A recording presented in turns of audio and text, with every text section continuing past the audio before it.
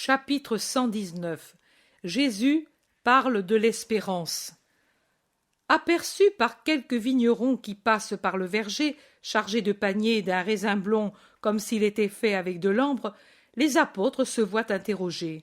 « Vous êtes des voyageurs ou des étrangers ?»« Nous sommes Galiléens et nous allons vers le Carmel, » répond au nom de tous Jacques de Zébédée qui, avec ses compagnons pêcheurs, se dégourdit les jambes pour essayer de vaincre un reste de somnolence.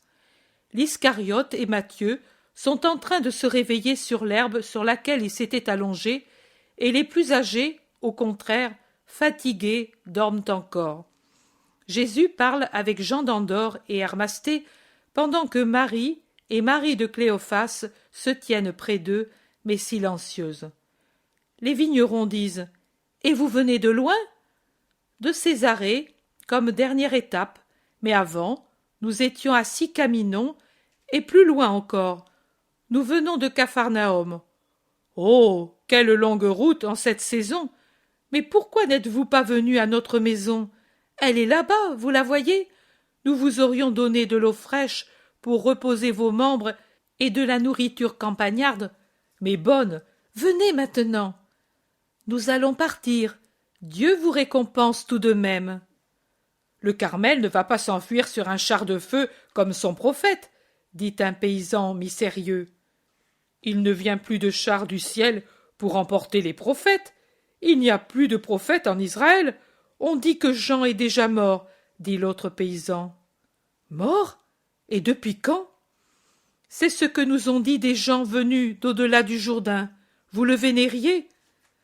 Nous étions ses disciples. Pourquoi l'avez-vous quitté? Pour suivre l'agneau de Dieu, le Messie que lui a annoncé. Il y a encore cela en Israël, homme, et il faudrait bien mieux qu'un char de feu pour le transporter dignement au ciel. Vous ne croyez pas au Messie? Si nous y croyons, nous avons décidé qu'une fois la récolte finie, nous irons à sa recherche.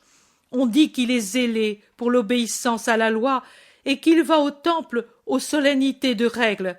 Nous irons bientôt au tabernacle et nous serons au temple tous les jours pour le voir. Et si nous ne le trouvons pas, nous irons à sa recherche jusqu'à ce que nous l'ayons trouvé. Vous qui le connaissez, dites-nous, est-il vrai qu'il est presque toujours à Capharnaüm? Est-il vrai qu'il est grand, jeune, pâle, blond, et qu'il a une voix différente de celle de tous les hommes, qu'elle touche les cœurs et que les animaux et les plantes l'entendent? Tous les cœurs, sauf ceux des pharisiens, Gamala, eux sont devenus plus revêches. Eux ne sont même pas des animaux, ce sont des démons, y compris celui dont je porte le nom. Mais dites, est-il vrai qu'il est ainsi et qu'il est si bon, qu'il parle avec tout le monde, qu'il console tout le monde, qu'il guérit les maladies et convertit les pécheurs? Vous le croyez? Oui, mais nous voudrions le savoir de vous qui le suivez. Oh, si vous nous conduisiez à lui! Mais n'avez-vous pas les vignes à soigner? Nous avons aussi notre âme à soigner, et elle est plus que les vignes. Est-il à Capharnaüm? En forçant la marche, nous pourrions faire l'aller-retour en 10 jours. Il est ici, celui que vous cherchez. Il s'est reposé dans votre verger, et en ce moment, il parle avec cet homme âgé et ce jeune homme. Il a, à côté de lui, sa mère et la sœur de sa mère. Celui-là? Oh, qu'est-ce qu'on fait? Ils restent figés par la stupeur. Ils sont tout yeux pour le regarder. Toute leur vitalité se concentre dans leurs pupilles. Pierre plaisante. « Eh bien, vous désiriez tant le voir, et maintenant vous ne bougez plus. Êtes-vous devenus des statues de sel? » Non, c'est que... Mais est-il simple, le Messie? Mais que vouliez-vous qu'il fût? Assis sur un trône fulgurant et couvert du manteau royal? Le croyez-vous un nouvel Assuérus? Non, mais si simple, lui si saint. Il est simple parce qu'il est saint, homme. Bien, Faisons ainsi. Maître, viens, viens ici faire un miracle. Il y a ici des hommes qui te cherchent, et de te voir les a pétrifiés. Viens leur rendre le mouvement et la parole. Jésus, qui s'est retourné en s'entendant appeler, se lève en souriant et vient vers les vignerons qui le regardent tellement stupéfaits qu'ils en paraissent apeurés. Paix à vous. Vous me vouliez? Me voici. Et il fait son geste habituel d'ouvrir les bras en les tendant un peu comme pour s'offrir. Les vignerons tombent à genoux et restent muets. Ne craignez pas, dites-moi ce que vous voulez. Sans parler, ils tendent les paniers remplis de raisins. Jésus admire les fruits magnifiques et, en disant « Merci », allonge la main pour prendre une grappe et il commence à manger les grains. « Oh, Dieu très haut, il mange comme nous !» dit en soupirant celui qu'on appelle Gamala. Il est impossible de ne pas rire de cette sortie. Jésus même a un sourire plus accentué, et comme s'il s'excusait, il dit « Je suis le Fils de l'homme ». Mais son geste a vaincu leur torpeur extatique, et Gamala dit « N'entrerais-tu pas dans notre maison, au moins jusqu'au soir? Nous sommes nombreux, car nous sommes 7 frères avec nos femmes et nos enfants, et en plus nos parents âgés qui attendent paisiblement la mort. Allons, vous, appelez vos compagnons et rejoignez-nous. Mère, viens avec Marie, viens avec Marie, viens avec... » Et Jésus se met en route derrière les paysans qui se sont relevés et marchent un peu de biais pour le voir marcher. Le sentier est étroit entre les troncs d'arbres reliés les uns aux autres par les vignes. Ils ont vite fait d'arriver à la maison, ou plutôt aux maisons, car elles forment un petit carré, avec au milieu une large cour commune où se trouve un puits. On y accède par un couloir profond qui fait office de vestibule et que l'on ferme certainement la nuit avec le lourd portail. La paix soit à cette maison et à ceux qui l'habitent, dit Jésus en entrant et en levant la main pour bénir. Il l'abaisse ensuite pour caresser un amour de bébé à moitié nu qui fixe sur lui un regard extatique. Il est très gracieux dans sa chemisette sans manches qui retombe de ses épaules grassouillettes, debout avec ses pieds nus, avec un doigt dans la bouche et une croûte de pain trempée dans l'huile dans l'autre menotte. « C'est David, le bébé de mon jeune frère, » explique Gamala, pendant qu'un autre vigneron entre dans la maison la plus proche pour prévenir. Puis il en sort pour entrer dans une autre, et il fait ainsi pour toutes, de sorte que des visages de tout âge se présentent, puis se retirent pour revenir après une toilette sommaire. Assis à l'ombre d'un auvent qui fait saillie et qu'abrite un figuier gigantesque, se trouve un vieillard avec un bâtonnet dans les mains. Il ne lève même pas la tête, comme si rien ne l'intéressait. « C'est notre père, » explique Gamala, « un des vieillards de la maison, car même la femme de Jacques a amené ici son père resté seul. Et puis il y a la vieille mère de Lia, la plus jeune épouse. Notre père est aveugle. Il s'est formé une taie sur ses pupilles. Il y a tant de soleil dans les champs, tant de chaleur sur la terre. Pauvre père, il est très triste, mais il est très bon. En ce moment, il attend ses petits-enfants parce qu'ils sont son unique joie. » Jésus se dirige vers le vieillard. « Que Dieu te bénisse, Père. »« Qui que tu sois, que Dieu te rende ta bénédiction, » répond le vieillard en levant la tête dans la direction de la voix. « Ton sort est pénible, n'est-ce pas ?» demande doucement Jésus, et il fait signe de ne pas dire qui est celui qui parle. « Il vient de Dieu après tant de bien qu'il m'a donné dans ma longue vie. Comme j'ai reçu le bien de Dieu, je dois accepter aussi le malheur de ma vue. Il n'est pas éternel, enfin, il finira sur le sein d'Abraham. » Tu parles bien. Ce serait pire si ton âme était aveugle. J'ai cherché à lui garder toujours la vue. Comment as-tu fait? Tu es jeune, toi qui parles. Ta voix me le montre. Tu ne seras pas comme ces jeunes de maintenant qui sont tous aveugles parce qu'ils sont sans religion, hein? C'est vraiment un grand malheur de ne pas croire et de ne pas faire ce que Dieu a dit. C'est un vieillard qui te le dit, garçon. Si tu abandonnes la loi, tu seras aveugle sur terre et dans l'autre vie. Jamais plus tu ne verras Dieu, car il viendra certainement un jour où le Messie rédempteur nous ouvrira les portes de Dieu. Je suis trop âgé pour voir ce jour sur la terre, mais je le verrai du sein d'Abraham.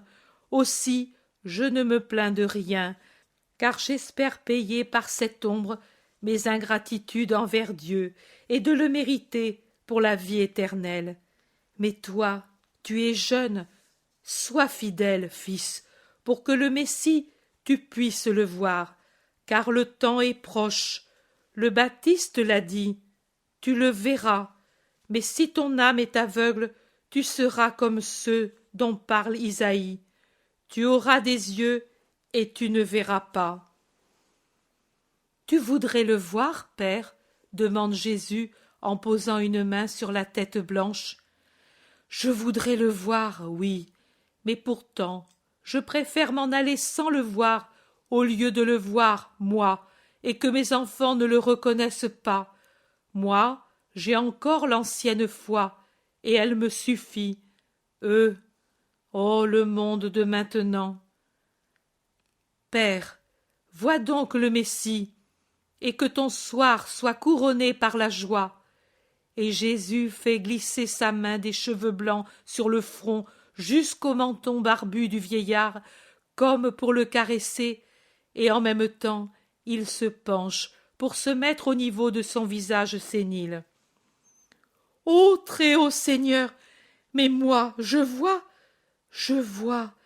Qui es-tu avec ce visage inconnu et pourtant familier, comme si je t'avais déjà vu, mais oh, sot que je suis, toi qui m'as rendu la vue, tu es le Messie béni. Oh, oh, le vieillard pleure sur les mains de Jésus qui l'a saisi, les couvrant de baisers et de larmes. Toute la parenté est en émoi. Jésus dégage une main et caresse encore le vieillard en disant « Oui, c'est moi. Viens, qu'en plus de mon visage, tu connaisses ma parole. » Et il se dirige vers un escalier qui mène à une terrasse ombragée par une tonnelle épaisse qui l'ombrage tout entière. Et tout le monde le suit.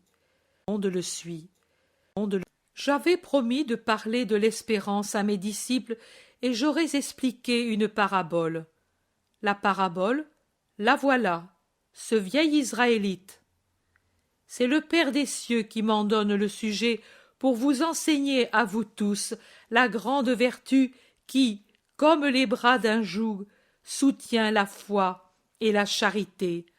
Joug plein de douceur, gibet de l'humanité, comme le bras transversal de la croix, trône du salut, comme appui du serpent salutaire élevé dans le désert, gibet de l'humanité, pont de l'âme pour qu'elle libère son vol dans la lumière, et elle est placée au milieu entre l'indispensable foi et la très parfaite charité, parce que sans l'espérance il ne peut y avoir de foi, et sans l'espérance la charité meurt.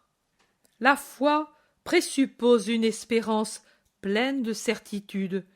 Comment croire arriver à Dieu si on n'espère pas en sa bonté?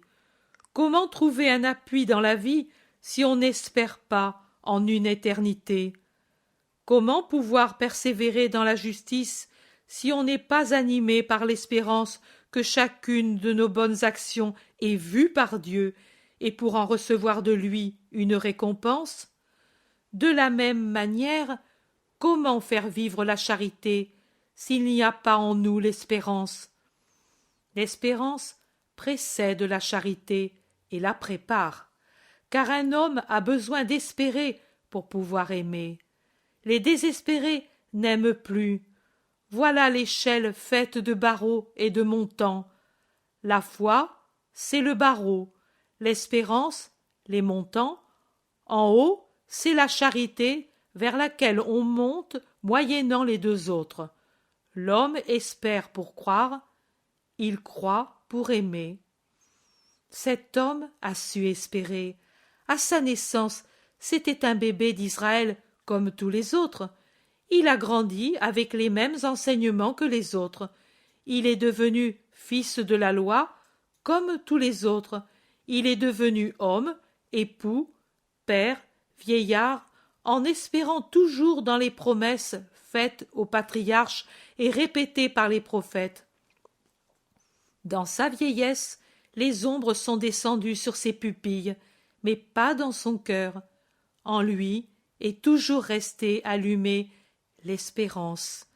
L'espérance de voir Dieu dans l'autre vie, et, dans l'espérance de cette vue éternelle, une espérance plus intime et plus chère, voir le Messie.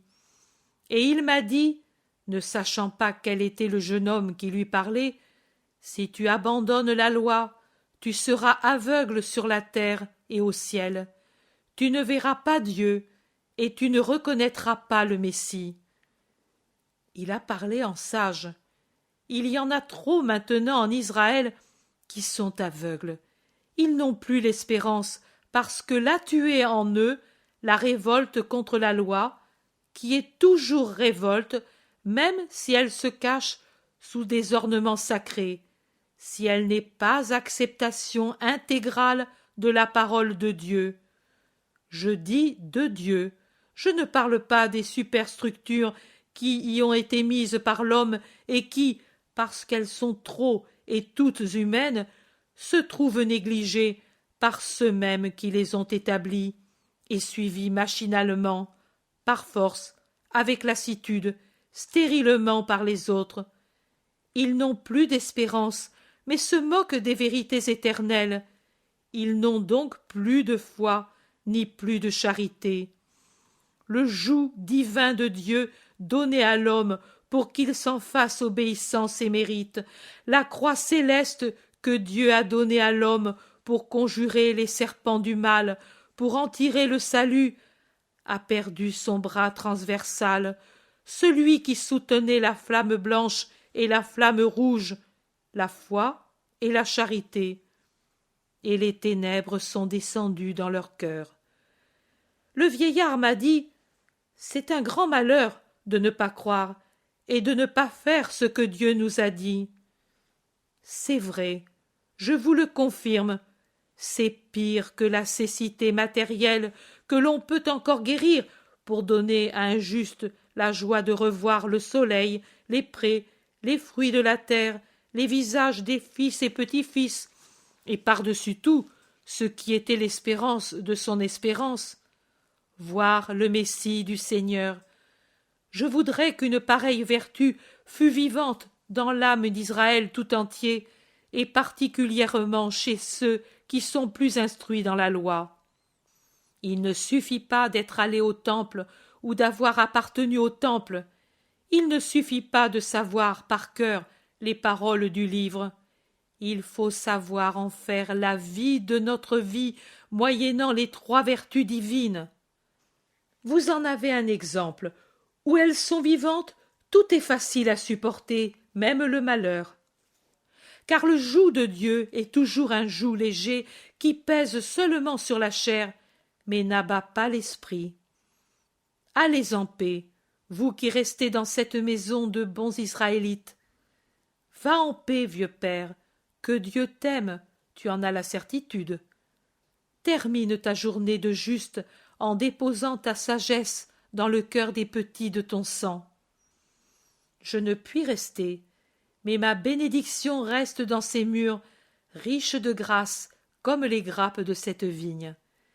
Et Jésus voudrait s'en aller, mais il doit rester tant pour connaître cette tribu de tous les âges que pour recevoir tout ce qu'on veut lui donner, jusqu'à rendre les sacs de voyage pansus comme des outres. Puis, il peut reprendre la route par un raccourci entre les vignes que lui indiquent les vignerons, qui ne le laissent qu'à la voie maîtresse déjà en vue d'un pays où Jésus et les siens pourront passer la nuit.